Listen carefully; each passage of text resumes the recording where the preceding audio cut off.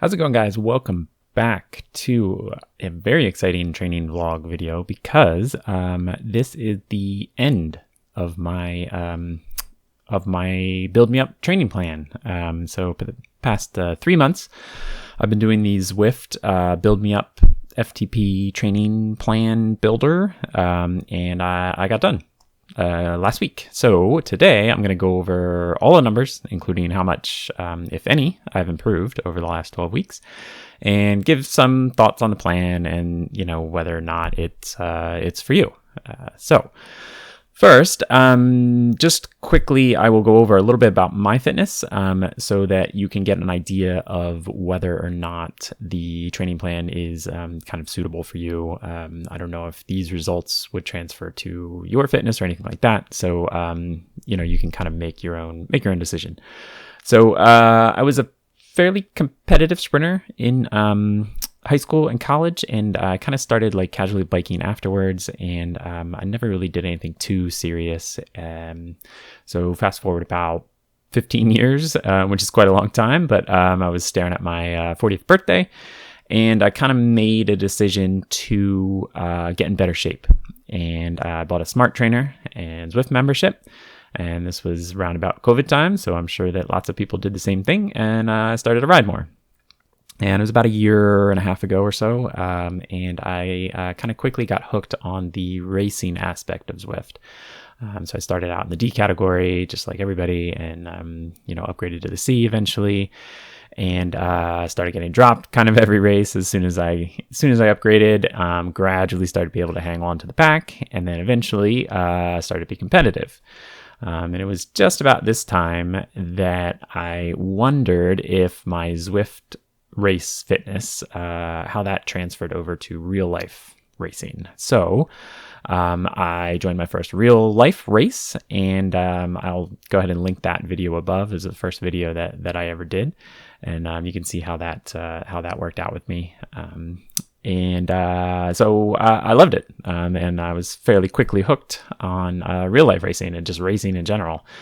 But it turned out that it was the end of the season where I live.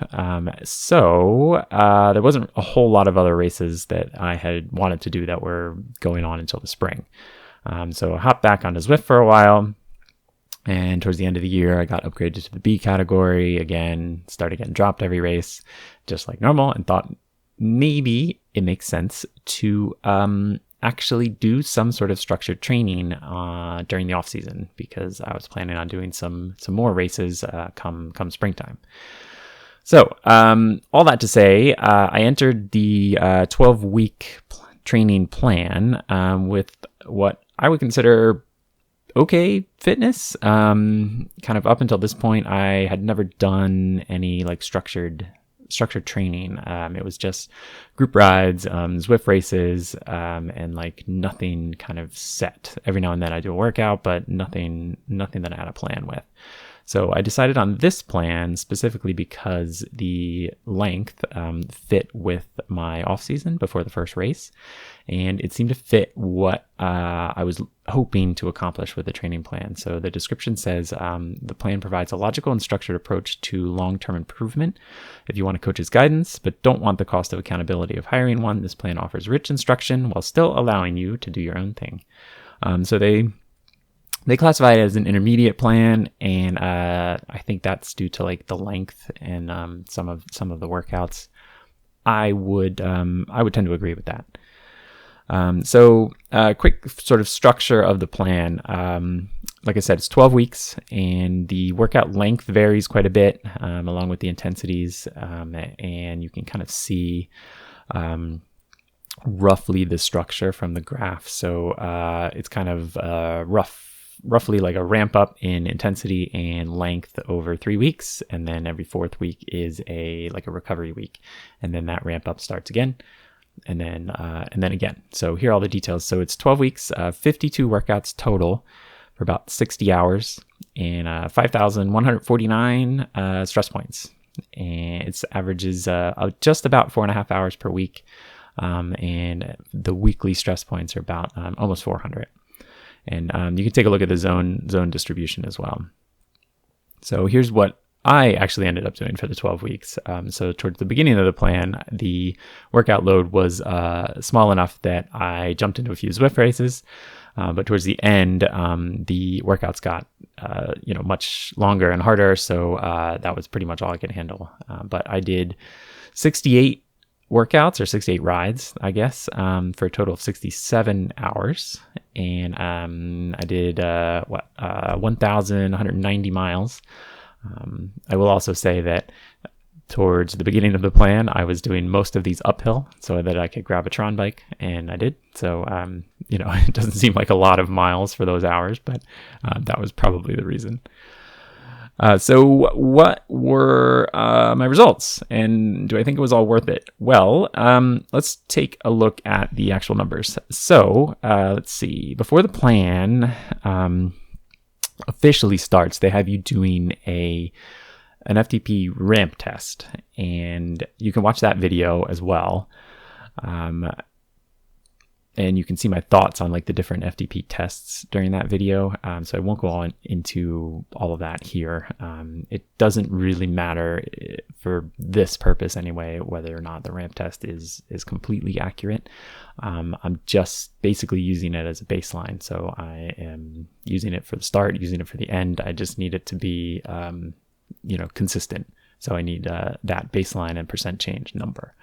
So, starting FTP for the plan was 226 watts, which for my 62 kilogram weight is about 3.6 watts per kilo.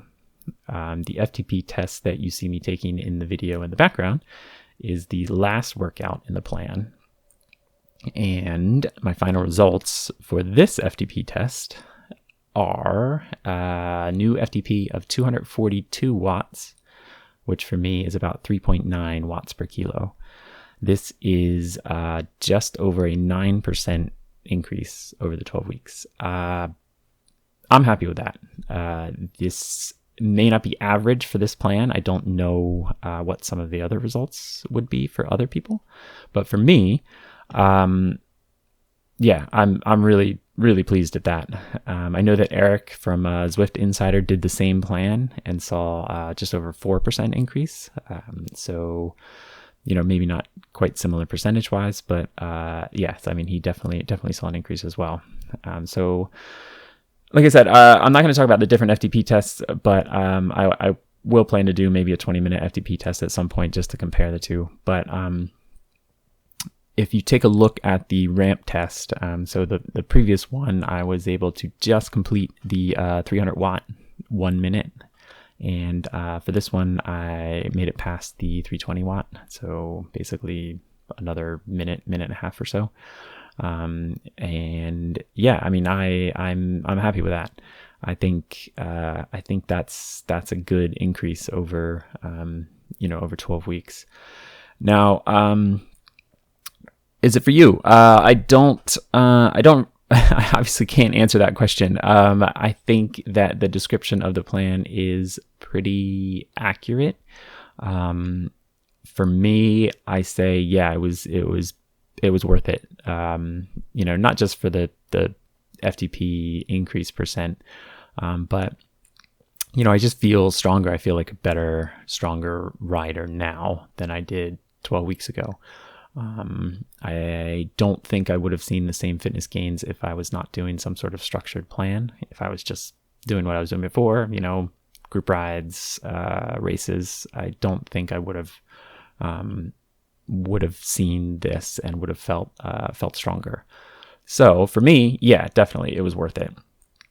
But it is, it's not, it was tough for 12 weeks. It's probably not for everybody. But it also, for more advanced riders was probably not so tough. I mean, 4.5 hours a week on average. For me, that fits into my schedule. Some people do like 10, 15 hours a week. Obviously, that's going to be quite a bit less for them. So, like I said, I'm happy. That was, yeah, it was really good. It was nice to have that structured training plan for me. I had never done that before. So, yeah, I'm pleased with the results on this. So, yeah, feel free to let me know what you think. If you've done the plan, feel free to comment and say, whether or not it worked for you, or what your thoughts on it are. But in the meantime, feel free to subscribe, and I will be doing more racing videos now that I'm done this plan, so I can get back into some racing. And then, in a few weeks, we'll actually do some real life racing, which is what this is all about. So, thanks for watching. Feel free to subscribe if you want to take a look at those